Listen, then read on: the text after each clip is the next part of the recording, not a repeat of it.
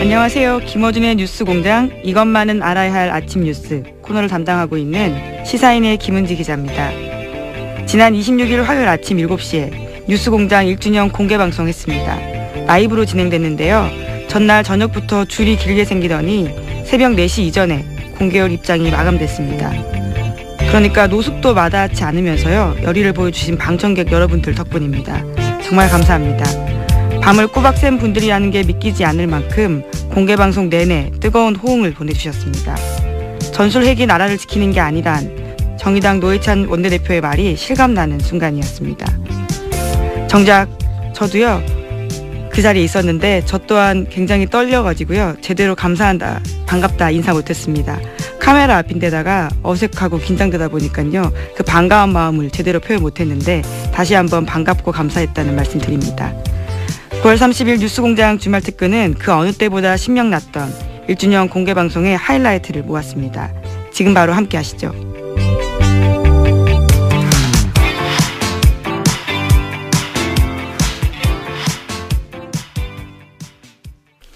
(1주년) 공개방송의 첫 번째 인터뷰는 이명박, 박근혜 두 전직 대통령과 최순실 씨의 숨은재산 찾기에 주력하고 있는 분들이죠. 시사인 주진우 기자와 안홍구 전 대구지방국세청장과 함께했습니다. 다시 한번 들어보시죠.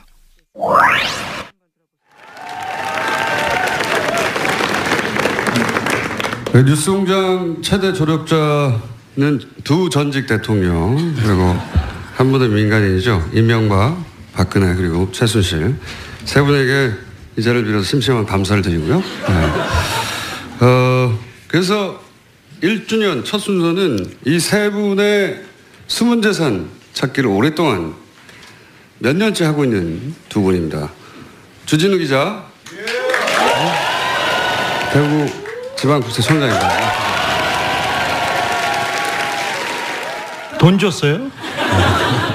자, 두 분을 모셨는데 이미 5주째 지속하고 있지만 주진우 기자는 지난주에 또 관련 취재를 나갔다 왔습니다. 네, 그래서 지난 주말에 돌아왔는데 성과가 있었습니까? 네. 작은 성과에 불과할 수도 있어요. 박수는 다 듣고 주세요. 네. 큰 성과가 있었나요? 네. 이명박 전 대통령과 관련이 있습니까? 네. 관련이 깊나요? 네. 이것으로 주진우 기자 인터뷰를 마치고요.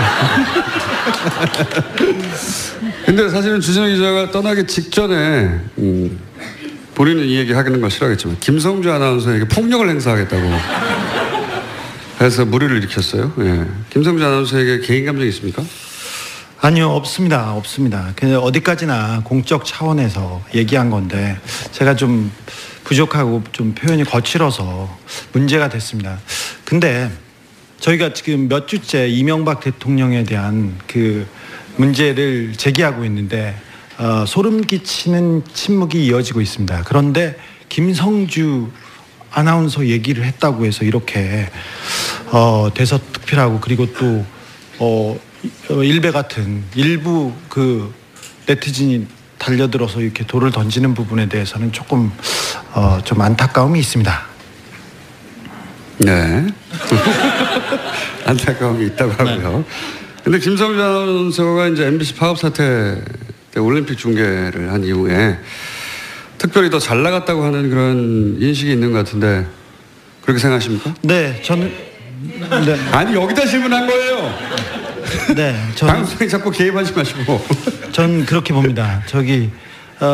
아나운서들, 특별히 스포츠 아나운서들한테는 올림픽과 월드컵은 꿈의 무대고 누구나 마이크를 잡고 싶어하는 무대인데 2012년 런던 올림픽에서 개막식, 그리고 축구, 그리고 수영, 가장 좋은 종목은 이분이 다 했습니다. 2013년에도 계속해서 가장 중요한 프로그램을 8개, 10개 이상 했고요. 2014년에는 소치 올림픽 스피드 스케이팅하고 피겨 스케이팅 중계를 했습니다. 아시다시피 김연아 선수 생각하시죠. 그리고 2014년 브라질 월드컵에서 뭐 메인 MC를 맡았고요. 그 다음에 아시안 게임 개막식, 그 다음에 축구, 그것뿐만 아니라 너무 많은 프로그램을 맡았습니다. 그래서 저는 그렇게 봅니다. 그게 이제 김성주 아나운서의 누나 얘기도 자꾸 간간히 등장하는데, 근데 이제 아직 여기까지 거론한 언론은 없는데, 누나의 남편, 그러니까 매형이죠. 매형이 당시 청와대 비서관으로 언론 담당이었어요. 예. 그게 영향을 줬다고 생각하십니까, 주 기자? 네. 아니. 나 김성주 씨는 그 청와대 이명박 청와대에서 그냥 보는 사람이 아니라 굉장히 관리하시던 분이라고 저는 느끼고 있는데요. 매형, 그러니까 조 안무개 씨가 청와대 언론 담당으로 그 이명박 청와대에서 중요한 역할을 했습니다. 그래서 그 부분이 아무래도 영향을 줬다고 저는 보고 있습니다. 네, 그런 의혹이 있다. 네. 네. 물증도 없고 사실관계가 확정되는 건 아닌데 기자로서 그런 의혹을 가지고 있다고 하는 겁니다. 청장님? 예. 네. 노무현 전 대통령에 대해서 당시 일은 그게 이제 정치적 목적을 가진 사정이 아니다, 이런 얘기가 최근에 계속 불거지지 않습니까? 예. 그런 얘기를 하고 있고, 당시 사실은 그 폭풍의 한 가운데 계셨던 분으로서 국세청에서 그런 주장에 대해서 어떻게 생각하십니까? 일단 머리가 잘 어울리십니다. 일단. 예, 일단 제가 그 당시에 국세청에서만 있었던 게 아니고 실제 그 조사를 하라고 제가 지시를 받았던 사람이거든요. 당사자죠. 그러니까 너무 당사자죠. 그래서 그 상황을 제가 너무나 생생하게 기억을 하고 있고, 그렇게 지시를 했고 실질적으로 누구를 겨냥해서 한다. 그리고 그 조사에서 성과가 나면 내 명예 회복을 시켜주겠다, 이런 이야기까지 하면서 저를 거기에 투입하려고 했기 때문에 저는 그때 조사국장이 아니거든요. 세원관리국장으로 자천돼 있던 시기였고, 그때 이 조사에 투입하라고 했다는 것 자체가 이거는 명백한 정치적 세무조사다. 표적해서 어떤 사람을 명백하게 데미지를 주기 위한 조사다, 이렇게 말할 수 있습니다. 실제 당시에 한상률 국세청장이 노무현을 잡기 위해서 하는 거라고 하지 않았습니까? 그랬습니다. 네, 네. 구체적으로. 그 당시에 그 대통령하고 일주일에 한두 번씩 독대도 한다고 했고, 그 중간에 한번 전화를 받으면서 손을 이렇게 지켜들면서 여기하고 내가 지금 통화를 하고 있다, 뭐 명백하지 않습니까? 네. 마무리를 다소곳하게 하시네요. 자, 오늘 본론은 지지난주부터 저희가 집중적으로 다스의 실소유주가 누군가 얘기를 해왔습니다. 근데 이게 이분들 다 끌어내주세요. 자꾸 방해하세요. 네.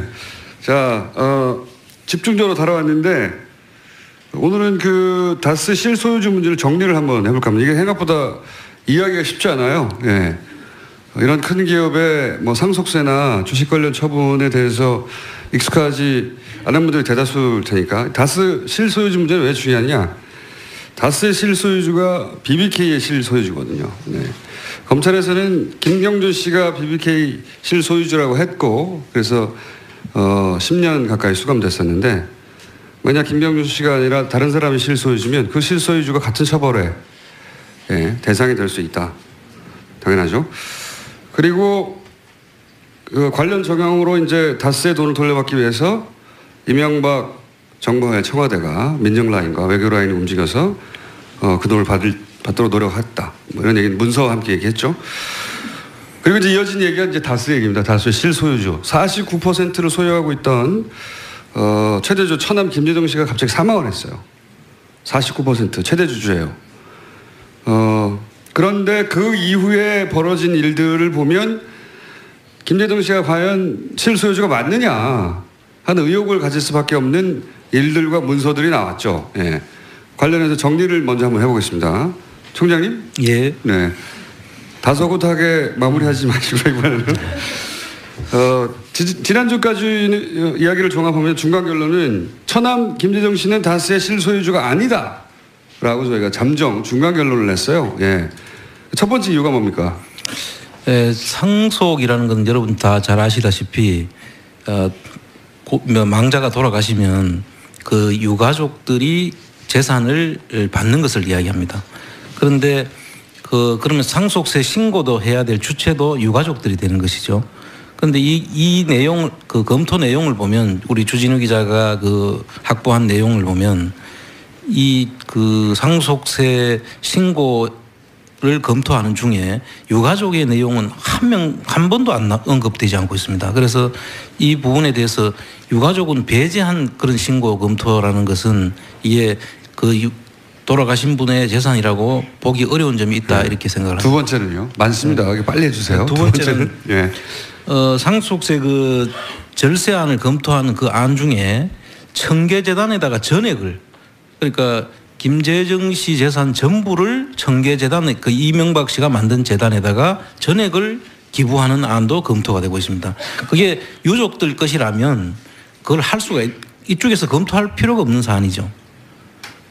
세 번째는요? 예, 세 번째는 다스 김재정 씨 김재정 씨 지분을 물납이라고 하는데요. 원래는 현금이나 부동산으로 먼저 납부를 해야 되는데 그게 안 될 경우에는 주식으로 대신 세금을 납부할 수 있는 제도가 물납제도인데 그 물납을 하면서 이 부분에 대해서는 다스 물납했던 재산을 다스가 사오는 방안하고 그다음에 매각을 하는 안을 다 검토를 합니다. 그런데 사오게 되면 형인 이상은 씨 지분이 46%가 있지 않습니까?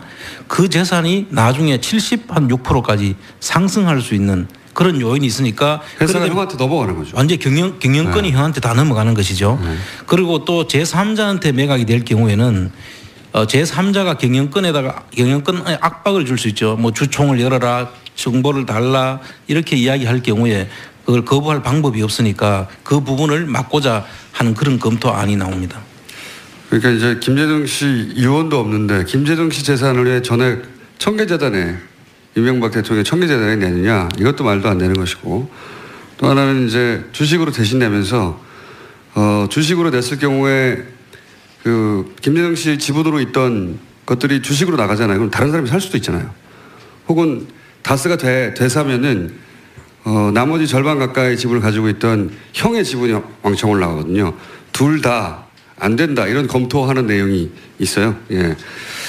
그리고 또 있죠. 예. 물납을 할 경우에 유족들이 부담하게 되는 상속 현금이라든지 이런 부분들이 있을 수가 있게 생기는데 그랬을 경우에 다스에서 그 부분을 보전해주는. 근데 보전이라는 말은 보태서 채워주는 그분들이 부담해야 될 것을 다스에서 채워주는 그런 안도 검토가 되고 있습니다. 이것도 자기 것이라면 유족들 것이라면 다스에서 그렇게 채워줄 필요가 없죠. 이게 또 무슨 얘기인지 못 알아듣는 표정들이 쫙 있기 때문에 김재동 씨 지분으로 법적으로는 돼 있었잖아요. 근데 그 지분의 일부를 떼가지고 주식으로 내버렸어요. 그러니까 김재동 씨 유가족 입장에서 불만이 생길 수 있잖아요. 자기 재산이었으면 당연한 건데 원래부터 자기 재산이 아니고 법적으로만 있다가 그래도 법적으로 자기 앞으로 있었는데 떼가지고 가져가 버리면 그래서 그걸 다스가 돈으로 보존해 준다는 겁니다. 불만 가지지 말라고. 이해가셨죠? 네. 청장님 이렇게 해주십시오. 2분밖에 안 남았네요. 네. 2분 20초밖에 안 남았는데 오늘 근데 저희가 이제 이렇게 많은 분들이 오신 가운데 제안하고자 하려고 하는 것은 안원구 청장님의 아이디어입니다. 모든 책임은 안원구 청장님이 물어주시고요. 지금 그래서 그렇게 이 다스의 주식을 사실은 정부가 가지고 있는 거예요. 그렇죠? 예, 정확하게는 3대 주주죠. 정부가. 3대 주주고 가지고 있는 기관은요? 가지고 있는 기관은 그때 신고 이후에 지금까지 가지고 있죠. 기획재정부에서 가지고 있어요. 네, 기획재정부에서. 제 질문은 기획재정부를 여쭤본 겁니다. 아, 기관을 이야기한 거군요. 네. 네. 정신 차리세요. 기획재정부가 이명박 전 대통령이 그렇게 놓고 싶어 하지 않는 꼭 지고 싶어 하는 그 다스에 지분을 20% 가지고 있죠. 20% 가지고 있어요. 그 지금 근데 이때까지는 너무 높게 가격을 책정해서 계속 의도적으로 유찰해 왔다는 의혹이 있습니다. 그죠? 그렇습니다. 지금 현재 가격은 얼마나 됩니까? 지금 현재 가격은 유찰이 6차에 돼 가지고 한 415억 정도 되는 것 같아요. 그거를 사람들을 모아서 사자 우리가.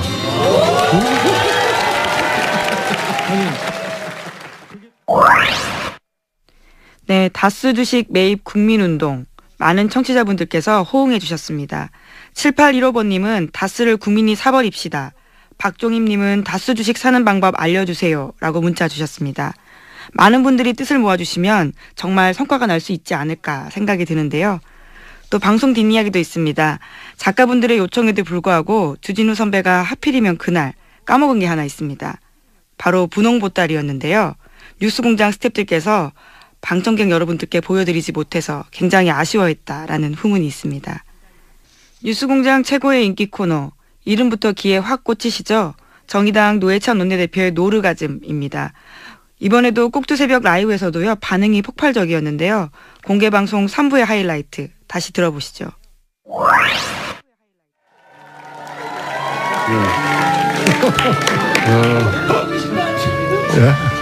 지금 라디오는 물론 TV로도 생중계되고 있고 방금 전 저희 PD가 책임 PD가 포털에서 실검 1위를 하고 있다고 뉴스공장은.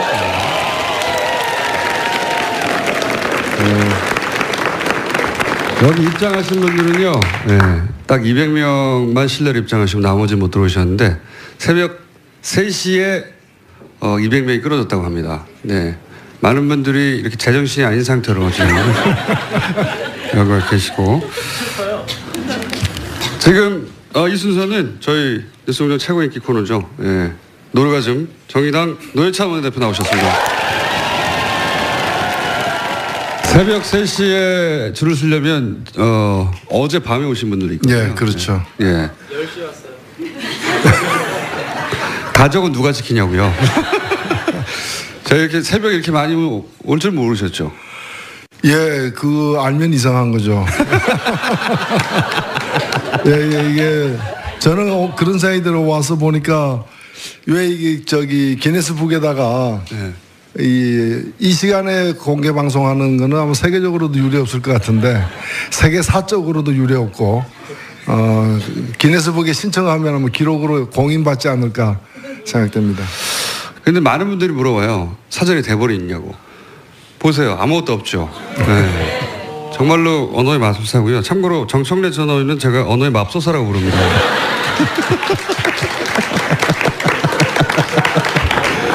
네.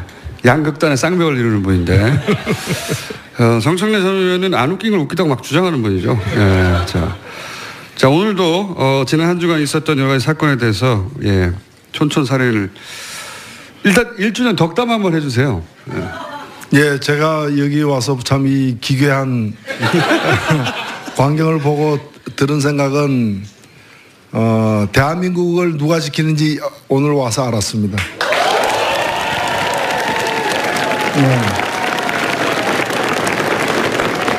어떤 사람들은 전술핵이 대한민국 지켜준다고 하면서 멀리 이역만리까지 구걸하러 간 사람들도 있는데 여러분들이 이 시간에 이른 시간에 뉴스공장 공개방송에 모인 여러분들이 대한민국을 실제 지키고 있는 사람들이 아닌가. 오늘 이게 대한민국을 지켜왔던 보이지 않던 얼굴들이 오늘 커밍아웃 됐다 이렇게 생각됩니다.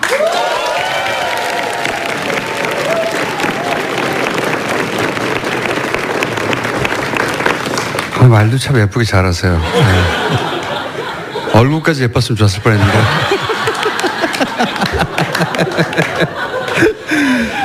자, 오늘은 제가 언어의 맙소사 역할을 하겠습니다. 허위 사실로 인한 명예훼손이라는. 허위 사실에 의한 혹은 명예훼손 혹은 사자 명예훼손 말씀하시니까 생각나는 게 정균석 전 원내대표가 이제 부부싸움 끝에 목숨을 끊었다 이렇게 노무현 전 대통령에서 대해서 얘기했지 않습니까? 이 발언에 대해서 어떻게 생각하십니까? 예, 있을 수 없는 발언이죠. 저는 그 사람으로서 해서는 안 될 그 선을 넘어섰다고 봅니다. 저는 정진석 의원이 어떤 목적, 어떤 명분, 어떤 이유로 그 발언을 했든 간에 관계없이 그 발언 자체에 대해서 뭐 1차 유감 표시는 했다지만 그 정도로는 택도 없다고 보고 제대로 사과를 해야 된다고 봅니다. 물론 사과한다고 해서 그 죄가 없어지는 것도 아니고 고소가 취하되지도 않겠지만은 그래도 그건 인간의 목소리가 아닙니다. 그건 짐승의 마음으로 한 소리죠.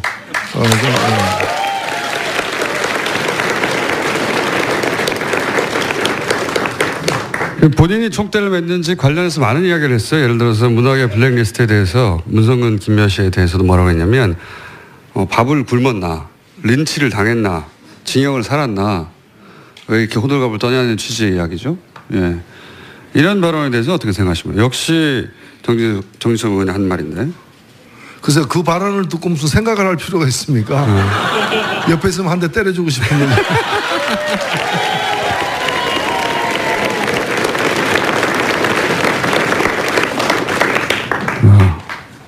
노 의원님이 이제 소송을 당하시겠군요.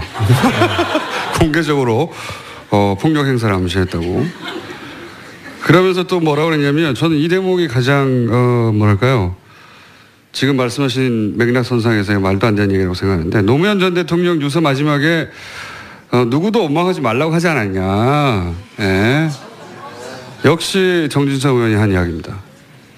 아니 지금 문제의 발단은 우리가 뭐 매일매일 소식을 접하고 있습니다만은 그 이명박 정부 시절에 있었던 그 국정원을 동원한 그 이른바 이제 국정농단 사건이죠.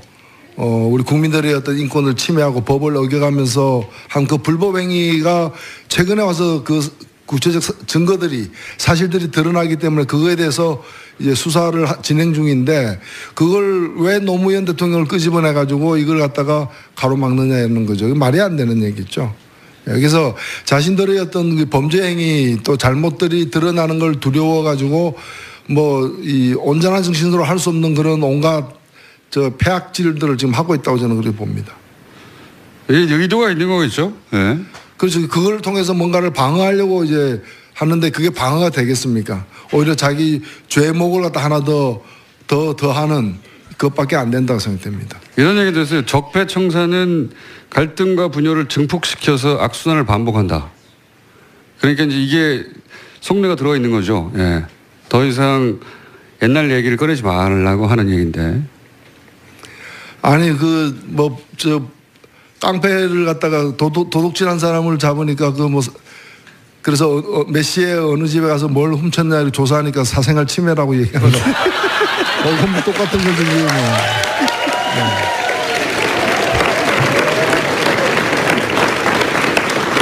아니 아직도 공소시효가 남아있는 범죄 행위에 대해서 또 그것도 간단한 범죄 행위가 아니라 국가 권력을 갖다가 사적으로 동원한 그런 이제 심각한 그 국기문란의 수준의 어떤 범죄 행위를 수사하고 있는데 그걸 가지고 뭐 적폐다 국민을 분열시킨다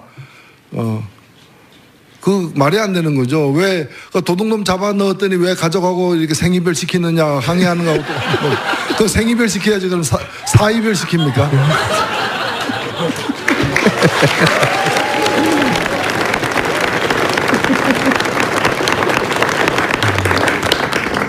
이런 이야기는 이제 그쪽 진영에서 전방위로 터져나와요. 장재현 의원도 노무현 상여를 부여잡고 한풀이 하는 걸 중단해야 한다. 이렇게 얘기했거든요. 아니 그러니까 참 자신들의 어떤 그 심각한 도저히 어떤 변명할 수 없는 그런 치부들이 또는 과거의 범죄 행위들이 드러나니까 그걸 자꾸 이제 노무현 전 대통령의 억울한 죽음에 대한 어떤 보복이다라는 식으로 이걸 갖다가 폄훼하는 거죠. 그걸 통해서 결국 노리는 거는 뭐냐? 결국 노리는 거는 이 자신들의 어떤 범죄 행위를 갖다가 물타기 해가지고 덮자는 거죠. 여기에 넘어가서는 저는 안 된다고 봅니다. 알겠습니다. 예. 이거 어떻습니까? 김명수 대법원장 인준안이 이제 천신만고 때 통과가 됐습니다. 네, 통과가 됐고, 그런데 이제 국민의당이 역할을 한 건 사실이고요. 근데 인준 직전에 당내 중진들로부터 대표가 입장을 내놔야 된다, 가부간에. 이런 요청을 받았어요. 근데 마지막까지 입장 정리 안 하고 모호하게 갔거든요. 왜 그랬다고 보십니까, 안철수 대표가? 저는 뭐 제가 추측 그 상황을 보면은 대법원장을 김명수 대법원장 후보가 대법원장 되어야 된다라고 찬성하는 입장이 있으면 그런 태도를 취할 수가 없어요. 근데 반대하는 입장이었다면 그런 태도를 취할 수밖에 없어요. 반대한다고 노골적으로 얘기하면은 그것도 후폭풍을 또 이렇게 맞아야 되기 때문에 반대는 하면서 후폭풍을 맞지 않으려고 하다 보니까 애매모호한 태도를 취하고 있는 게 아니냐.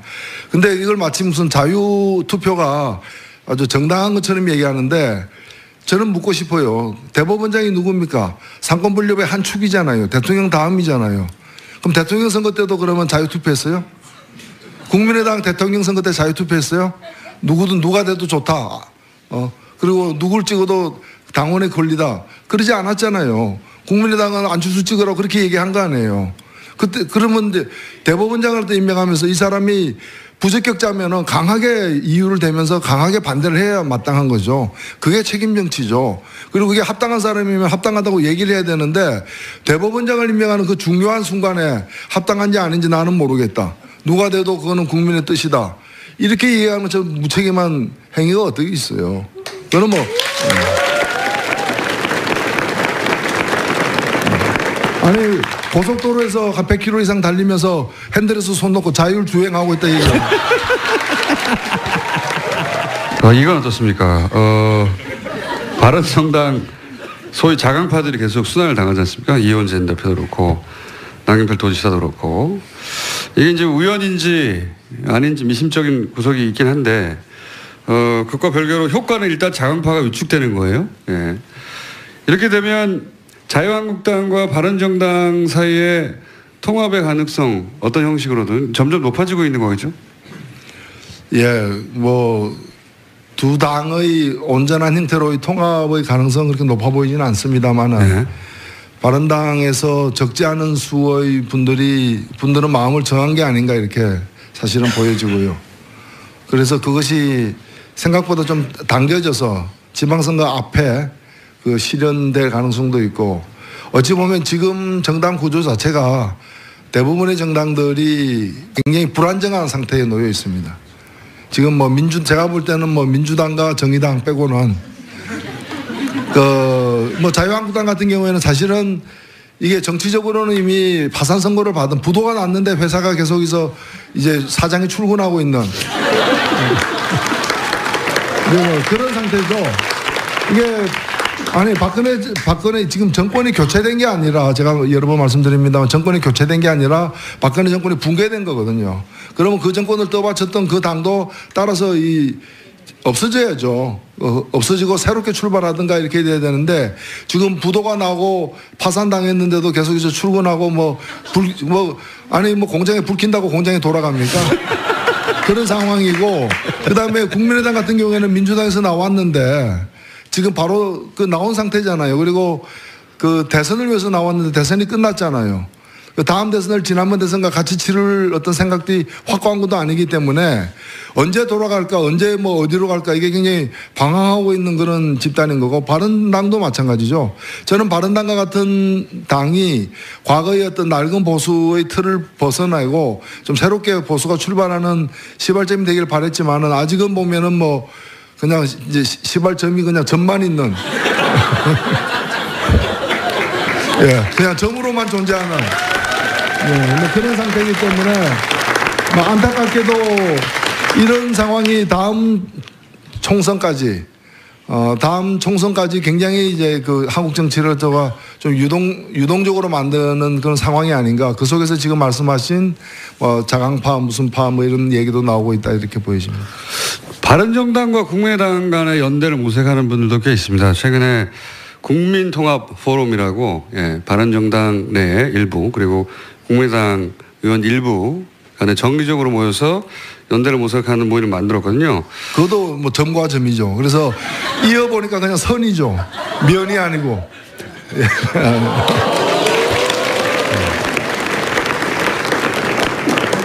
네, 제가 아침에 소화 얘기 잘 안 하는데요. 언어의 마술사 역할을 해주고 계신 노회찬 원내대표 박수 부탁드립니다. 네, 감사합니다.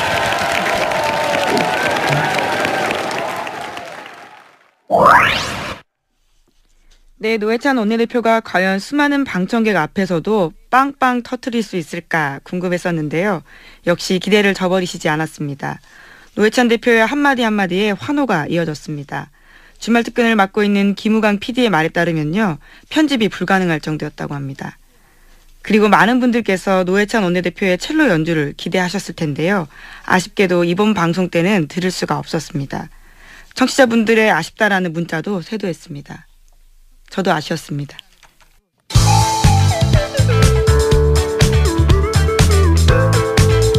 뉴스의 깊이가 다릅니다. 최고의 뉴스 생산자 김어준입니다.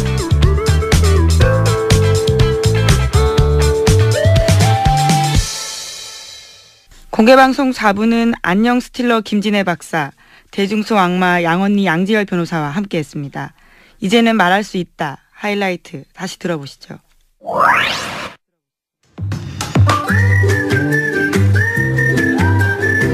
내 거다.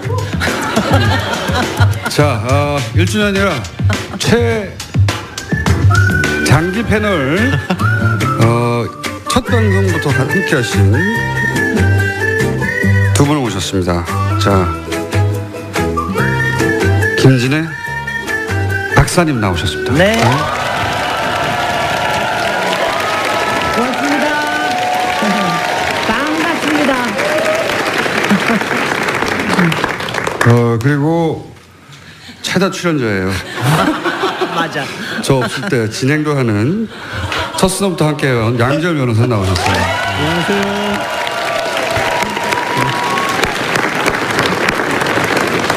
박사님, 공개방송에 처음 오셨는데 아침부터 이렇게 이게 많이 빠진 거예요. 새벽에 오셨다가 출근하시러 가신 분들도 있고, 예. 내가 4시간 왔는데 못 돌아와서 승질나서 돌아가신 분들도 있고, 예. 이렇게 많은 분들이 새벽에 오시는 거를 보고 어떤 생각이 드십니까? 소감은? 대한민국의 미래는 밝다. 그다음에 또 한 가지는 양언니랑 앉아 있어서 너무 기쁘다. 이 뉴스공장에 사실 그 이전에도 종편 중마왕이라고 제가, 네? 종편에 굉장히 많은 코너에서 출연하셨고, 종편 부른 이유가 있어요. 어떤 주제를 던져도 막 되니까. 응? 사실은 종편 중망이라고 자꾸 말씀을 하시는데 제가 한 방송사에서 가장 오래된 방송이 이 시간대 이 방송 TBS 방송이에요. 정확히 2011년 7월부터 저는 있어 왔어요. 그러니까 제가 악마라고 부르기 시작한 거예요. 뭐 수많은 진행자들을 갈아치고 혼자 살아남은 거거든요. 그래서 악마라고 하는데 그 사이에 사장님이 2번 바뀌셨죠 아마. 사장이 바뀌고 진행자가 바뀌어도 양지열 변호사는 계속 이 시간에 나오는 저는 TBS에 악마 같은 거머리 같은 뿌리를 내렸어요. 뿌리를 거머리라뇨. 아니 근데 뉴스공장에 이제 고정 출연하신 이유 혹시 얻은 게 있으십니까? 악마. 뜬금없이 별명이 생기기 시작하더라고요. 네, 악마부터 마왕부터 언니라고까지 불러주시고 요즘은 제 스스로 그래서 정화 작업에 나섰죠. 몸과 마음이 순수한 양지열 변호사라고. 소용없어.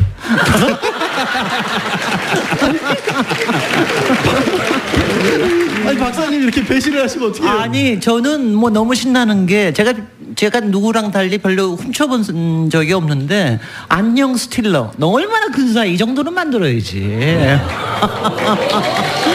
할 말이 없습니다. 저도 얻은 거 있습니다.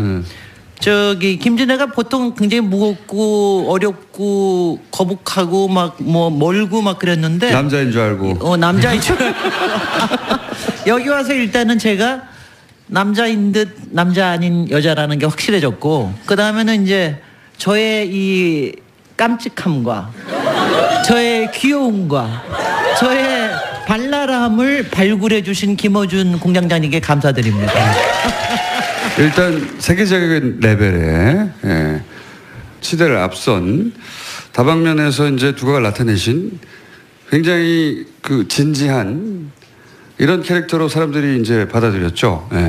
그래서 좀 두려워하고 무거운 주제가 있을 때 부르고 뉴스공장에 나와서 15세 소년 정도의 감수성이 있다는 것을 세계 만방에 알리게 되었고요. 예. 양지열 변호사는 그냥 15세라는 게 알려졌죠.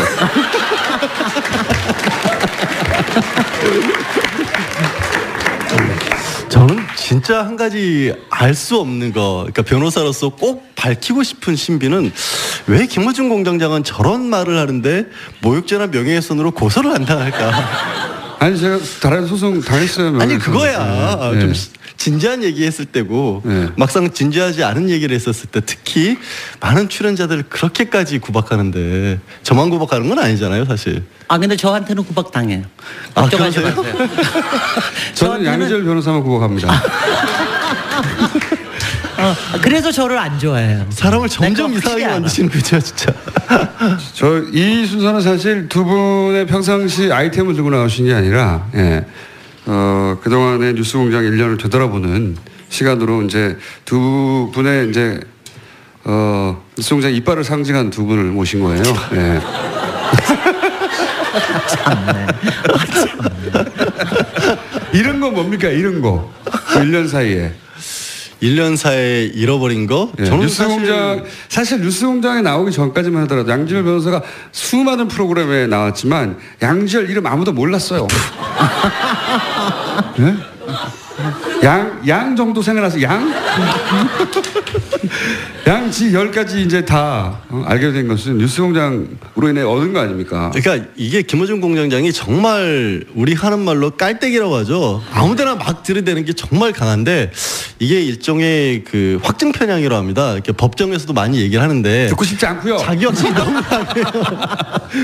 전혀 사실과 다른 사실도 너무 사실처럼 당당하게 얘기를 하니까 오히려 고개들을 끄덕이고 있잖아. 다 이렇게 맹목적으로 사람들을 이상하게 만들어놔. 저 그전에도 적당히 나갔어요. 아니 이게 여러 군데 나갔죠. 여러 군데 나갔지만 나왔나? 안 나왔나? 근데 지금은 이제 주목해서 보게 되죠. 양지열 나왔다 저기 이렇게. 네. 맞대잖아요 다. 저 얻은 거 잃은 게 뭡니까? 그러니까 이런 다시 얘기해보세요. 거는 잘 생각해 보면 네. 사실 지난 1년이 어떻게 보면 각자의 정체성을 드러낼 수밖에 없는 시간이었던 것 같아요. 그러니까 이른바 탄핵 정국을 거치면서 사실 저 같은 경우만 해도 조심스러웠다고 해야 될까요? 반성을 해보자면 약간은 좀 뭐 고개를 숙일 때도 있었고 솔직한 자기 조심한 게 반성. 회색 분자라고 하죠 그거를. 어디다 조심스러웠다는 표현을 쓰고 그래요. 네. 근데 사실 뭐 탄핵 정국 같은 걸 거치면서 저는 제 나름대로 이제 법적인 소신에 관해서 말씀을 확실하게 드렸는데 어느 순간부터는 이게 정치적 소신으로까지 연결이 돼버리더라고요. 그러면서 사람이라고 하는 게 정치적 동물이라는 부분을 확실하게 저도 이해를 했고 교과서가 아니라 나도 거기서부터 자유로울 수가 없고 공장장이 늘 이거 칭찬하는 얘기를 왜 하고 있지? 근데 강조하듯이 정치하고 생활로에 연결된다는 부분을 뼈저리게 느꼈고 그 바람에 공장장 표현을 빌자면 회색 분자일 때 가까이 계셨던 많은 분들이 떠났죠. 이런 것 회색 분자의 참여를 듣고 계십니다. 가족이 좋아하는 순간 없었어요?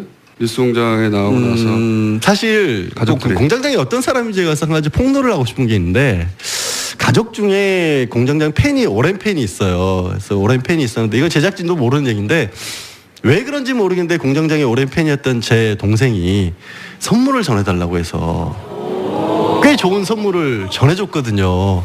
근데 공장장이 딱 뭐라고 했는지 알아요? 보통은 그런 얘기하면 상식적으로 고맙습니다 내지는 뭐 이런 얘기를 해야 되잖아요. 동생이 여자예요? 한숨만 나왔어요. 한숨만. 네. 동생분에게 감사드립니다. 특별히. 네, 여자 맞습니다. 왜 그런지 모르겠습니다. 자, 남자들은 선물 같은 거 안 하거든요. 공개 방송. 그렇게 빠져나가는 거예요 지금? 아니 실제로 선물을 안 합니다 남자들은. 공개 방송 나와서 막 떠들고 그러지. 자, 박사님도 얻은 거 이런 거 있지 않습니까? 얻은 거 많죠. 일단은 내 목소리가 얼마나 근사한지를 제가 알았고. 아니 솔직히는 저도 목소리에 대해서는 굉장히 이게 말하자면은 조금 이제 컴플렉스가 약간 있었는데 너무 쇳소리가 세고 섞였죠. 강하고 그래서 했는데 이렇게 좋아해 주시죠. 그래서 제 목소리 캐릭터를 확실히 알았고 그 다음에는 이제 김어준 공장장의 워낙도 좀 알긴 했지만은 그 감동하는 능력을 몇 번 했어요. 뭐 하나도 감동 안 한 척하지만 중간 중간에 그 자기 자랑이잖아요. 중간 중간에 물론 내가 김어준도 감동시켰다. 물론 내가 너를 감동시켰다. 그러니까 제가 강경화 장관 가지고 얘기할 때 또 광장에 촛불 집회 가지고 얘기할 때 또 지난번에는 용산공원 가지고 얘기할 때 이럴 때 이제 뭐 굉장히 제가 감동스럽고요. 그 다음에 또 잘 배워요. 지난번에 제가 프라이부르크 가지고 얘기했더니 금방 써먹더라고. 프라이부르크에서는요 어쩌고 하면서 이럴 때 굉장히 뿌듯합니다. 많이 얻었고. 아니 왜냐하면은 이거를 하나 알아야 되는데 그런데 제가 또 당황시키기도 했습니다. 뭐 당황하는 순간에 여러분들 다 아실 텐데 그래서 제가 굉장한 프로젝트를 하나 가지고 있습니다. 김어준 공장장의 가상 딸 프로젝트라고 제가 가지고 있는 게 있어요. 저 혼자 막 진행하고 있는데 여기서 딸은 영어로 도터입니까? 도터. 그래서 이거 뭐냐면 딸을 가지면 굉장히 세상에 달리 보이기 때문에 그게 좀 부족해서 박사님이 제 딸을 하시려는 거예요 지금? 아마 뭐 하든 간에 굉장히 근사한 남자로 더 근사한 남자로 만들어 드릴게. 근데 저는 사실은 그 안에 이미 있는 것 같아요. 그럼요. 여기 보면 머리를 저렇게 하고 뭐 수염을 기르고 굉장히 자기는 고기 먹고 터프한 척하는데 어쩔 때 보면 되게 소심하고요, 되게 약해요, 되게 여려요 사람이. 내가 언제 소심하죠? 되게 겁이 많아요. 맞아요, 진짜 겁이 많아요. 그래서 움찔움찔할 때가 그 방송할 때도 보면 움찔움찔할 때가 보여요. 그리고 지난번에 심각하게 한번 진짜 삐진 적 있었죠. 나는 삐지는 걸 안 하는데. 제가 오음 진리교 교주 얘기했더니 얼굴이 붉어지더라고. 그거는 삐진 게 아니고요. 격분한 겁니다. 깜짝 놀라. 제가 그 대사를 잊지는 못하는 게 가만히 살펴보면 제 얼굴은 얼마나 오목조목 귀여운데요 이러는데 뭘 맞아요. 정상이 아니야 다. 실물로 보면 굉장히 근사합니다. 근데 이 털보에 이거 하는 이유도 본인 안에 숨어 있는 이 정말 감성과 여성성을 감추기 위해서 저러는 거예요. 그러니까 저는 이제 문재인 대통령이 굉장히 괜찮은 게 정말 여성성과 남성성을 잘 이렇게 아우르고 계신 분인데 뭐 김어준 공장장님도 가능성이 있습니다. 열심히 노력합시다. 김진애, 양지열 두 분이었습니다. 안녕.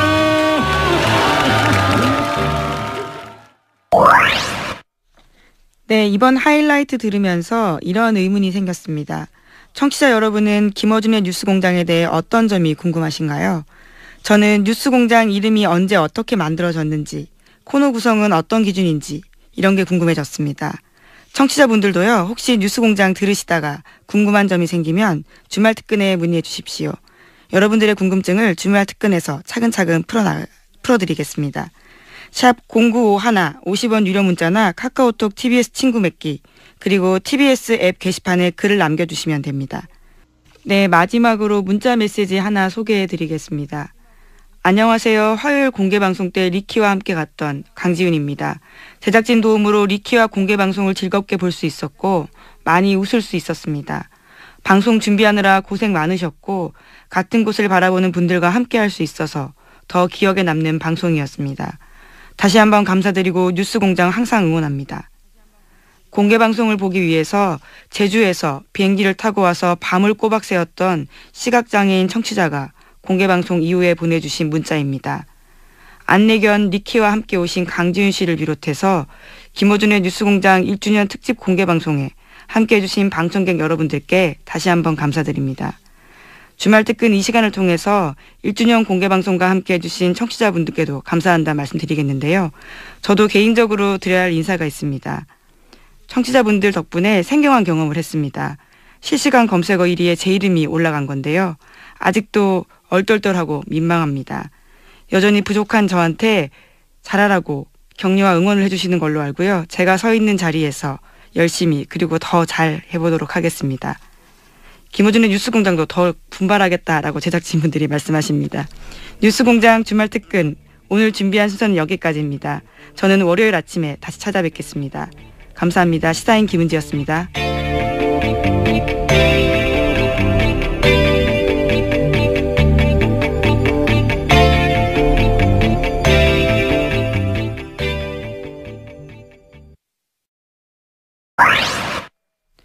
네, 다스 주식 매입 국민운동 많은 청취자분들께서 호응해 주셨습니다.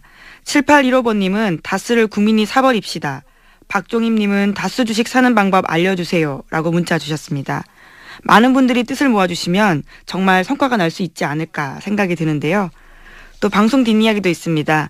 작가분들의 요청에도 불구하고 주진우 선배가 하필이면 그날 까먹은 게 하나 있습니다. 바로 분홍보따리였는데요. 뉴스공장 스태프들께서 방청객 여러분들께 보여드리지 못해서 굉장히 아쉬워했다라는 후문이 있습니다. 뉴스공장 최고의 인기 코너, 이름부터 귀에 확 꽂히시죠? 정의당 노회찬 원내대표의 노르가즘입니다. 이번에도 꼭두새벽 라이브에서도요 반응이 폭발적이었는데요. 공개방송 3부의 하이라이트 다시 들어보시죠.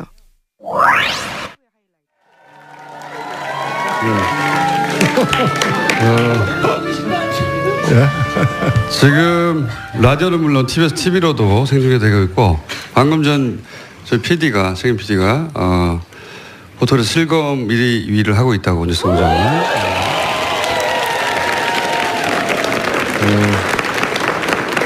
여기 입장하신 분들은요 딱 200명만 실내로 입장하시고 나머지 못 들어오셨는데 새벽 3시에 200명이 끌어졌다고 합니다. 네.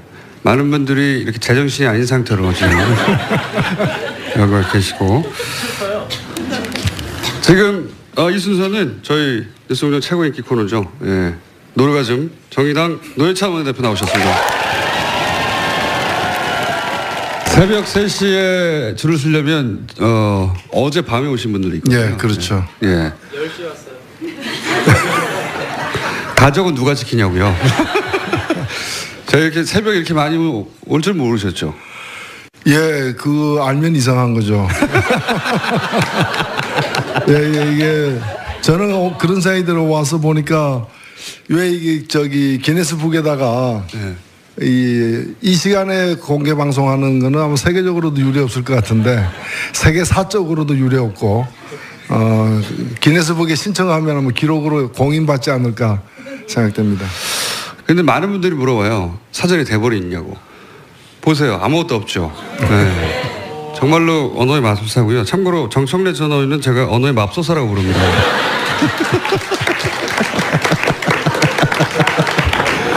네. 양극단의 쌍벽을 이루는 분인데 정청래 전 의원은 안 웃긴 걸 웃기다고 막 주장하는 분이죠. 네.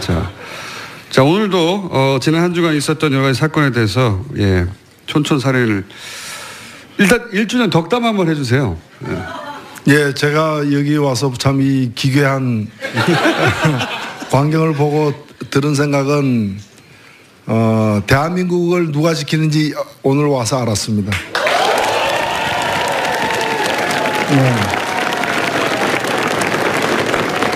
어떤 사람들은 전술핵이 대한민국 지켜준다고 하면서 멀리 이역만리까지 구걸하러 간 사람들도 있는데 여러분들이 이 시간에 이른 시간에 뉴스공장 공개방송에 모인 여러분들이 대한민국을 실제 지키고 있는 사람들이 아닌가. 오늘 이게 대한민국을 지켜왔던 보이지 않던 얼굴들이 오늘 커밍아웃 됐다 이렇게 생각됩니다. 세금을 납부할 수 있는 제도가 물납제도인데 그 물납을 하면서 이 부분에 대해서는 다시 물납했던 재산을 다스가 사오는 방안하고 그다음에 매각을 하는 안을 다 검토를 합니다. 근데 사오게 되면 형인 이상은 씨 지분이 46%가 있지 않습니까? 그 재산이 나중에 76%까지 상승할 수 있는 그런 요인이 있으니까 회사가 형한테 넘어가는 거죠. 완전 경영권이 형한테 다 넘어가는 것이죠.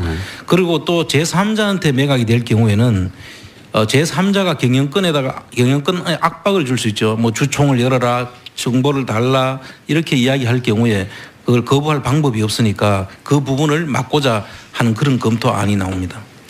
그러니까 이제 김재동 씨 의원도 없는데 김재동 씨 재산을 왜 전액 청계재단에 이명박 대통령의 청계재단에 내느냐 이것도 말도 안 되는 것이고 또 하나는 이제 주식으로 대신 내면서 주식으로 냈을 경우에 그 김재동 씨 지분으로 있던 것들이 주식으로 나가잖아요. 그럼 다른 사람이 살 수도 있잖아요.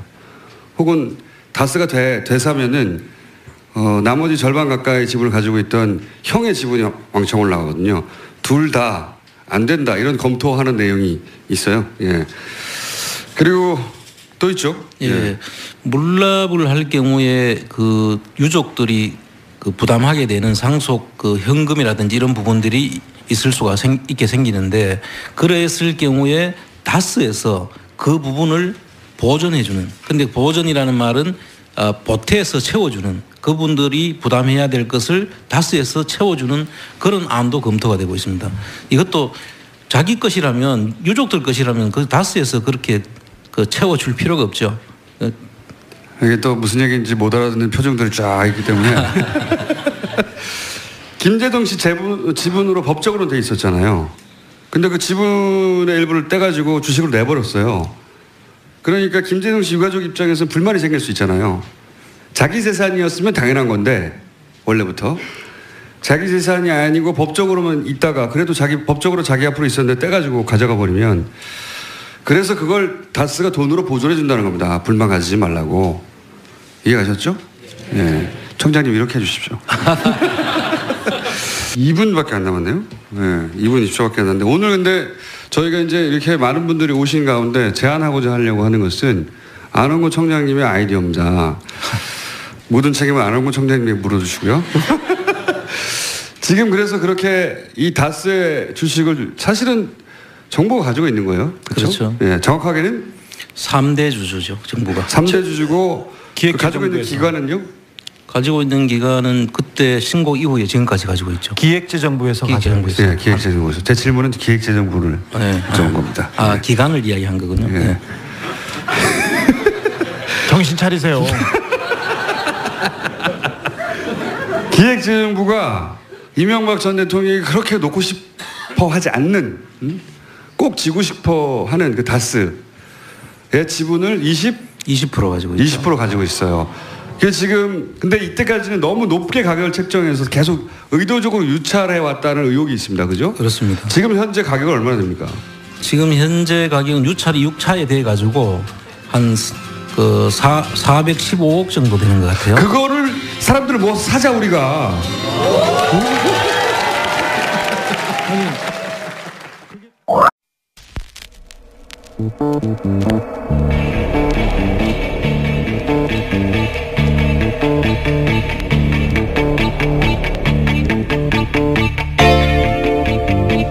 안녕하세요. 김어준의 뉴스공장 이것만은 알아야 할 아침 뉴스 코너를 담당하고 있는 시사인의 김은지 기자입니다.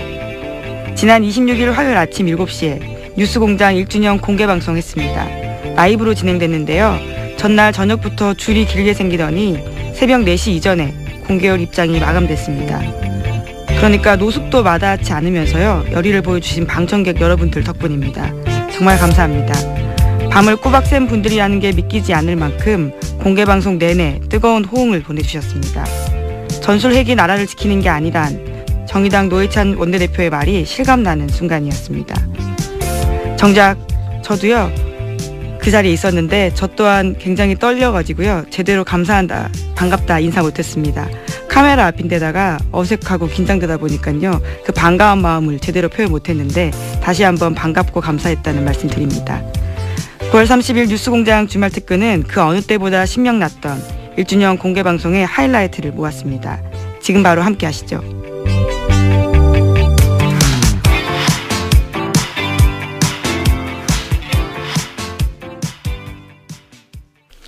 1주년 공개방송의 첫 번째 인터뷰는 이명박, 박근혜 두 전직 대통령과 최순실 씨의 숨은재산 찾기에 주력하고 있는 분들이죠. 시사인 주진우 기자와 안홍구 전 대구지방국세청장과 함께했습니다. 다시 한번 들어보시죠.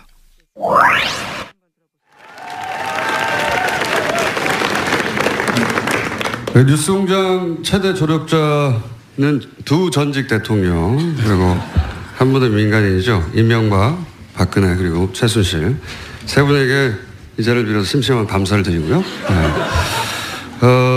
그래서 1주년 첫 순서는 이 세 분의 숨은 재산 찾기를 오랫동안 몇 년째 하고 있는 두 분입니다. 주진우 기자, 대구 지방국세청장입니다. 돈 줬어요? 자, 두 분을 모셨는데 이미 5주째 지속하고 있지만 주진우 기자는 지난주에 또 관련 취재를 나갔다 왔습니다. 네, 그래서 지난 주말에 돌아왔는데 성과가 있었습니까? 네. 작은 성과에 불과할 수도 있어요. 박수는 다 듣고 주세요. 네. 큰 성과가 있었나요? 네. 이명박 전 대통령과 관련이 있습니까? 네. 관련이 깊나요? 네. 이것으로 주진우 기자 인터뷰를 마치고요. 근데 사실은 주진우 기자가 떠나기 직전에 본인은 이 얘기 하는 걸 싫어하겠지만 김성주 아나운서에게 폭력을 행사하겠다고 해서 무리를 일으켰어요. 예. 김성주 아나운서에게 개인 감정이 있습니까? 아니요, 없습니다. 그냥 어디까지나 공적 차원에서 얘기한 건데 제가 좀 부족하고 좀 표현이 거칠어서 문제가 됐습니다.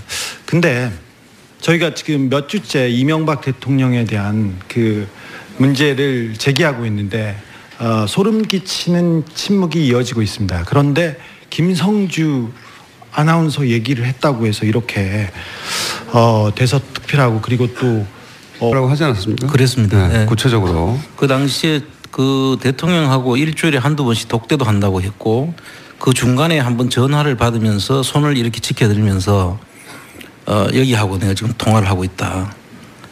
뭐 명백하지 않습니까? 네. 마무리를 다소곳하게 하시네요. 자, 오늘은 오늘 본론은 지난주부터 저희가 집중적으로 닷새 실소유주가 누군가 얘기를 해왔습니다. 근데 이게 이분들 다 끌어내주세요. 자꾸 방해하세요. 네. 자, 집중적으로 다뤄왔는데 오늘은 그 다스 실소유주 문제를 정리를 한번 해볼까 합니다. 이게 생각보다 이해하기가 쉽지 않아요. 예. 이런 큰 기업의 뭐 상속세나 주식 관련 처분에 대해서 익숙하지 않은 분들이 대다수일 테니까 다스 실소유주 문제는 왜 중요하냐? 다스의 실소유주가 BBK의 실소유주거든요. 네. 검찰에서는 김경준 씨가 BBK 실소유주라고 했고 그래서 10년 가까이 수감됐었는데 만약 김경준 씨가 아니라 다른 사람이 실소유주면 그 실소유주가 같은 처벌에 대상이 될 수 있다. 당연하죠.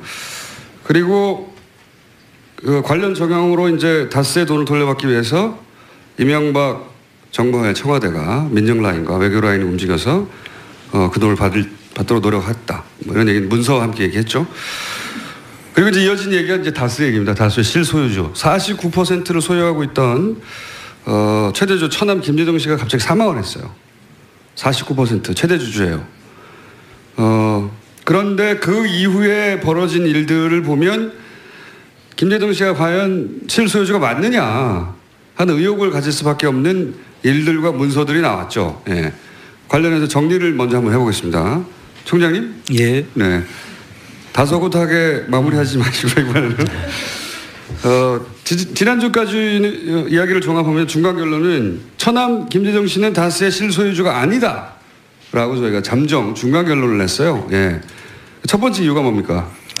상속이라는 건 여러분 다 잘 아시다시피 망자가 돌아가시면 그 유가족들이 재산을 받는 것을 이야기합니다. 그런데 그러면 상속세 신고도 해야 될 주체도 유가족들이 되는 것이죠. 그런데 이 내용, 그 검토 내용을 보면 우리 주진우 기자가 그 확보한 내용을 보면 이 그 상속세 신고 를 검토하는 중에 유가족의 내용은 한 번도 안 언급되지 않고 있습니다. 그래서 이 부분에 대해서 유가족은 배제한 그런 신고 검토라는 것은 이게 그 돌아가신 분의 재산이라고 보기 어려운 점이 있다 이렇게 생각을 합니다. 두 번째는요? 많습니다. 빨리 해주세요. 두 번째는 예. 상속세 그 절세안을 검토하는 그 안 중에 청계재단에다가 전액을 그러니까 김재정 씨 재산 전부를 청계재단에 그 이명박 씨가 만든 재단에다가 전액을 기부하는 안도 검토가 되고 있습니다. 그게 유족들 것이라면 그걸 할 수가 이쪽에서 검토할 필요가 없는 사안이죠. 세 번째는요? 예, 세 번째는 그 다스 김재정 씨 재산을 김재정 씨 지분을 그 물납이라고 하는데요. 그 원래는 현금이나 부동산으로 먼저 납부를 해야 되는데 그게 안 될 경우에는 주식으로 대신 일베 같은 일부 그 네티즌이 달려들어서 이렇게 돌을 던지는 부분에 대해서는 조금 좀 안타까움이 있습니다. 네. 안타까움이 있다고 하고요. 근데 김성주 아나운서가 이제 MBC 파업 사태 때 올림픽 중계를 한 이후에 특별히 더 잘 나갔다고 하는 그런 인식이 있는 것 같은데 그렇게 생각하십니까? 네, 저는 네. 아니 여기다 질문한 거예요. 네, 방송에 자꾸 개입하지 마시고. 전 그렇게 봅니다.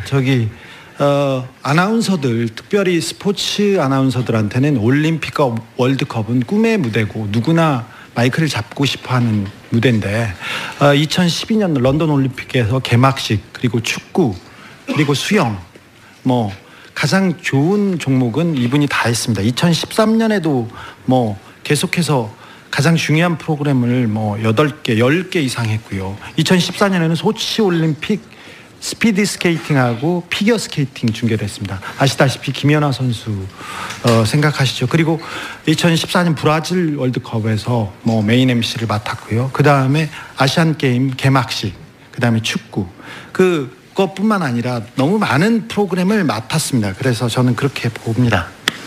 그게 이제 김성주 아나운서의 누나 얘기도 자꾸 간간히 등장하는데, 근데 이제 아직 여기까지 거론한 언론은 없는데, 누나의 남편, 그러니까 매형이죠. 매형이 당시 청와대 비서관으로 언론 담당이었어요. 예. 그게 영향을 줬다고 생각하십니까, 주 기자? 네. 아니. 김성주 씨는 그 청와대 이명박 청와대에서 그냥 보는 사람이 아니라 굉장히 관리하시던 분이라고 저는 느끼고 있는데요.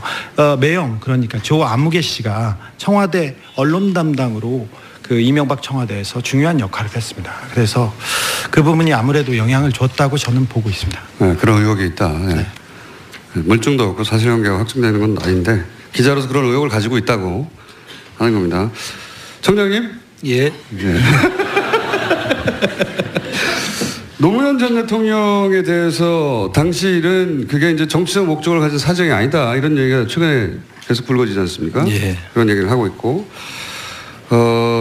당시 사실은 그 폭풍의 한 가운데 계셨던 분으로서 국세청에서 그런 주장에 대해서 어떻게 생각하십니까? 일단 머리가 잘 어울리십니다. 일단. 예, 일단